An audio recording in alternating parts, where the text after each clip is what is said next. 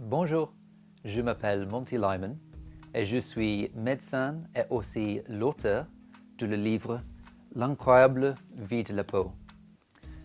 Je suis anglais, alors pour éviter des fautes, je vais continuer en anglais.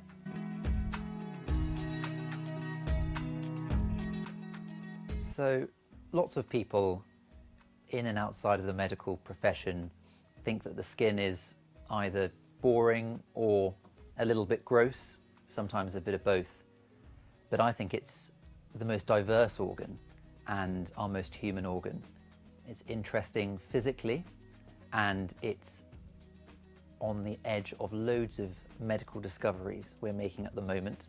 But it's also a psychological organ, looking at how blushing actually endears us to other people, or how touch is an incredibly powerful way of communicating. It's also a social organ, and in my book I explore how skin is also philosophical, shapes religion, and also shapes the way we speak.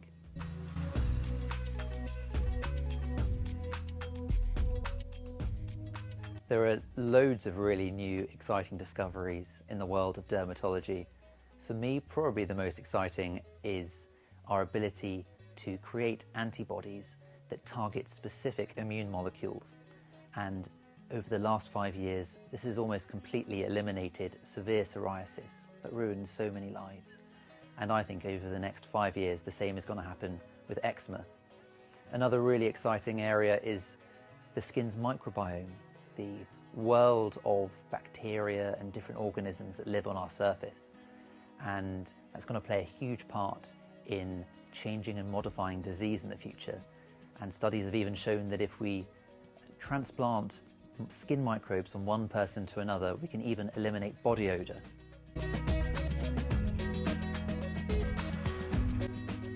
This is a question that often confuses people, trying to work out that balance between getting enough vitamin D from sunlight to avoiding getting skin cancer later on in life. My main piece of advice would be to avoid getting burnt, because that increases your chance of getting melanoma, which is the deadliest skin cancer. For me, living in the UK in the spring and summer months, if I'm going outside for more than half an hour, I would wear sun cream factor 30 or above. I think the key message is not to hide from, but also not to actively seek sunlight.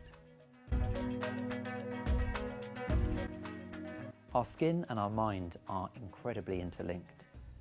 The skin and the brain are part of the same tissue in the embryo before we're even born, and they come back and meet at many different points in our lives. Our mind can affect our skin, so mental stress can worsen many skin diseases, and vice versa. I once met someone who managed to essentially cure her psoriasis through meditation. And also, the way our skin looks, or how we think our skin looks, can affect our mind. Acne can seem like a very simple disease, but actually 1 in 5 young people with acne in the UK have thought about taking their own lives. So the way our skin and mind interact have huge implications for individuals and for society.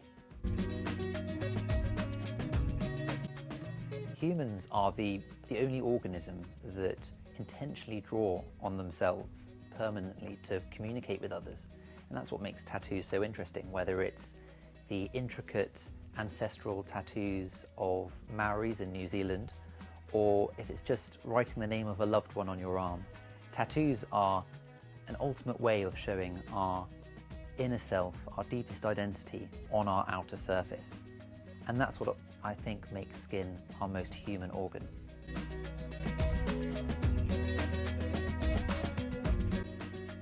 Probably my most interesting case is the one that led to me writing the book in the first place.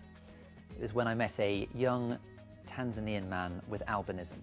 His skin was sheet white. He wasn't able to protect himself from skin cancers because he lacked the pigment melanin.